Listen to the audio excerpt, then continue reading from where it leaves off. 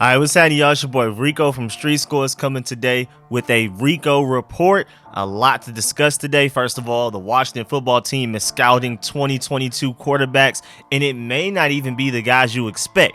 There's also a big-time Washington football team injury update and some roster moves made, as well as an update on the 22 cap space and free agency possibilities that we may dive into, and also a couple of players from the team were fined and more. Again, a lot to discuss, but before we dive into all of that, make sure you subscribe to the channel, hit the bell next to the subscription button so you get a notification immediately and every time I release an informative and opinionated video just like this one.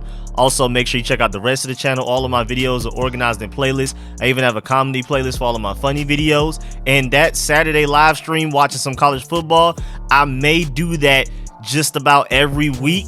I'll live stream on Saturdays and Sundays because the Saturday one was fun as well. I was watching my Bulldogs. I also had the Malik Willis versus Matt Corral matchup up on my screen as well, watching both. And from here on out, we may take a look at some other quarterbacks and also look at my Georgia Bulldogs. So stay tuned for all of that. Without further ado, let's get it.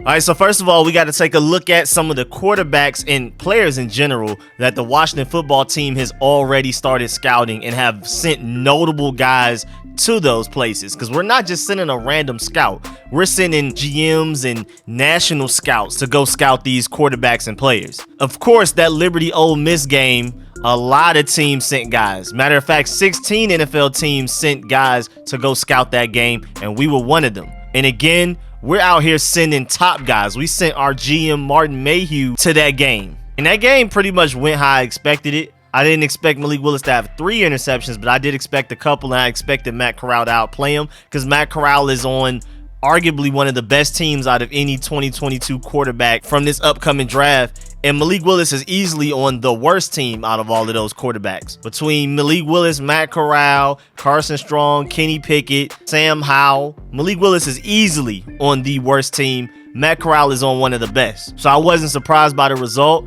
You have to just watch those games and scout traits and not exactly scout stats or necessarily their performance. On the surface, you got to dive deep. Look at things with the lens of, if we draft this guy and we build this offense around him, how will they look? Also, a Washington football team national scout, Jeff Beathard, was at the UNC Wake Forest game in Chapel Hill. UNC, of course, had running back Ty Chandler. He ended up having 213 yards and 4 touchdowns. And the Wake quarterback, Sam Hartman, had 476 total yards and 7 touchdowns, 5 passing and 2 rushing.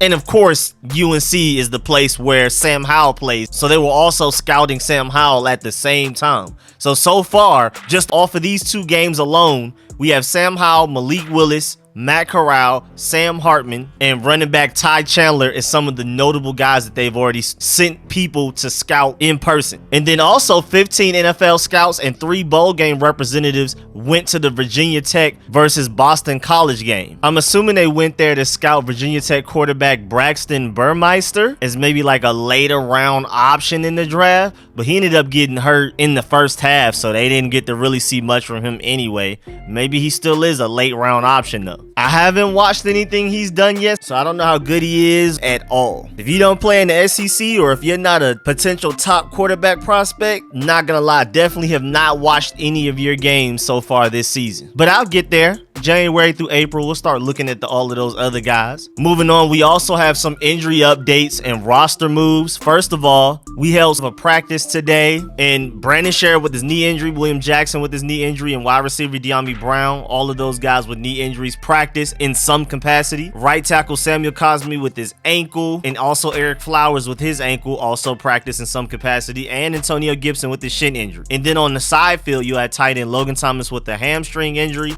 and then at the stationary bike, of course, the typical wide receiver Curtis Samuel with his groin, and then now added to that is defensive end Montez Sweat with his jaw. He's going to be out for around a month. So we've lost Montez Sweat for a while. Chase Roulier's out for season. But overall, everybody else seems to be getting back healthy. Logan Thomas is able to at least go to practice with a straight face, and Brandon Sheriff and Samuel Cosme look like maybe they'll be able to play in this Buccaneers game coming up. Maybe William Jackson returns. Also, the Washington football team signed center John Toth back to the practice squad. With Chase Roullier out for season, they're gonna have to figure out a way to finesse this. Wes Schweitzer, who is normally our backup guard, most notably right guard, because Brandon Sheriff is more likely to get hurt than Eric Flowers, so Wes Schweitzer's basically just been a stand-in guard for us, and he plays really good. I mean, he could easily be starting for another offensive line, so having him off the bench is great. But they were giving them reps at center today in practice, so we'll see if that works out, because the transition from guard to center is bigger than a lot of people think. So maybe we will end up, I guess, best case scenario, Charles Leno left tackle, Eric Flowers left guard, Wes Schweitzer center, Brandon Sheriff right guard, and Samuel Cosme right tackle against the Buccaneers. We'll see. And then as far as Logan Thomas, they wanted to see where Logan Thomas was today with his hamstring in practice, and so they're going to monitor him all throughout this week and see if he can actually for real practice on Wednesday. And then we'll get a better idea if Logan Thomas may or may not play against the Buccaneers. Also, cornerback William Jackson, who was dealing with the knee issue in training camp, it recently flared up, and that's why he was out week 7 and 8. But Rivera said that he had a good day of practice, so it sounds like William Jackson should be good to go against the Buccaneers. And then speaking of the Buccaneers, Bruce Arians said that wide receiver Antonio Brown is still wearing a walking boot, so it's unlikely that he plays against us this Sunday. And then also, the Washington football team worked out 4 players: defensive lineman Sharif Miller, defensive lineman Chris Slayton, defensive lineman Jason Strobridge, and kicker Joey Sly. I know a lot of people wanted to go ahead and bring on Joey Sly to replace Dustin Hopkins even before we signed Chris Blewett. And now the Washington football team is looking at him as an option. So far in 2021, he's played 6 games. He made 11 of his 13 field goal attempts, 84.6%. And he's made 9 of his 12 extra point attempts, which is actually kind of bad. I mean, to miss 3 extra point tries, that's really bad. I think that's where Dustin Hopkins is at this point, maybe at 3 or 4. Because I know he missed 1 for the Chargers yesterday. And so we'll see what happens with that situation. Will they end up signing Joey Sly over Chris Blewett? We'll see. If Chris Blewett keeps kicking field goals into the back of offensive lineman, he may be up out of here sooner rather than later. Now, also, there's an interesting breakdown of the Washington football team's future cap space for 2022. First of all, we are projected to have the 6th most cap space heading into the free agency. So we are in position to make a splash this offseason. We'll see though, because Ben Standig points out that some of that cap space may go towards an extension to wide receiver Terry McLaurin. Also may go to like Charles Leno to extend him further to continue being our starting left tackle, because he's not the best left tackle doing it, but he's very dependable. He hasn't missed a game in several seasons. I believe it's been at least 5 seasons since he's missed a game, maybe more than that. And he's our only offensive lineman that hasn't even been relatively banged up. Eric Flowers and Charles Leno are the only guys that haven't missed a game this season. It's only been halfway through the season. And then Bill Standig also brought up the idea of using Daron Payne or Montez Sweat and a potential blockbuster trade package for a quarterback. And he also noted that they may use some of that 6th most projected cap space in 2022 to finally acquire a true linebacker that can hold it down, like a star, like a pro bowler. Coholcomb is pretty good. Jamin Davis is learning, but it would be nice to have a certified guy out there with those guys, especially over a John Bostic. And then Standig also pointed out that Landon Collins could be an obvious cap cut, and they can do better than Bobby McCain and let him go to gain even more cap space on top of the cap space you would gain with releasing Landon Collins. So releasing some guys in the secondary, extending some guys on the offensive side of the ball, potentially trade away one of those defensive linemen, and maybe your team turns around and looks really good in 2022. Also, a couple of Washington football team players were fined this weekend after what they did last weekend against the Broncos. Linebacker Jamin Davis was fined $13,933 for a hit on Teddy Bridgewater, again from the Broncos game last week.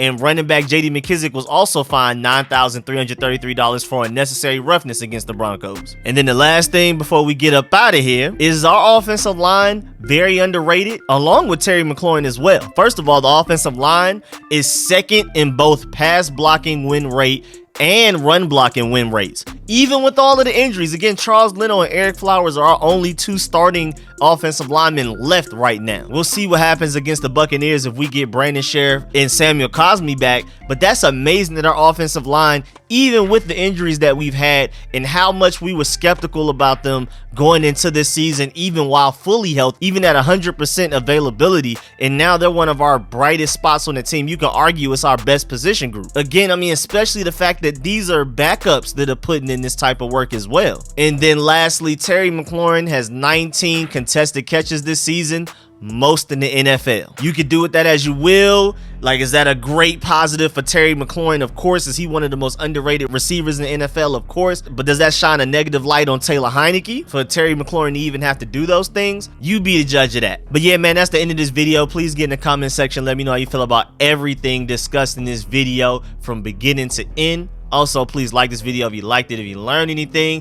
Also, let me know if you do want me to continue live streaming on Saturdays watching college football. I'll be live streaming around when Georgia plays, so it'll either be like at 12 p.m. or 3 p.m., 3:30 usually. But if there is like a top draft prospect, especially a quarterback that's playing at the same time, I'll have that game up as well. But it will be centered around the times that Georgia plays. So let me know if you want me to continue to do that. And also, big shouts out to everybody that supports the channel.